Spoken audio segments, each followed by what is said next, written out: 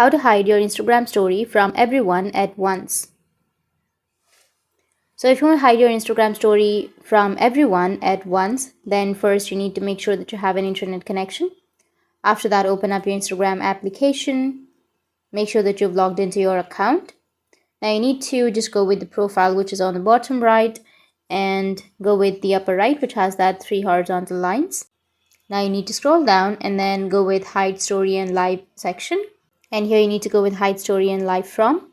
And now you need to select each person individually because we don't have the option to select everyone at once. But if you want to select everyone at once, then what you can do is just go and post your story to close friends. Once you've posted your story to close friends, then the persons that you would like to show your story, only they will be able to see your story and all the other persons will be hidden. So that's how you can hide your Instagram story from everyone at once. And if you have any questions, feel free to comment below. Thanks for watching.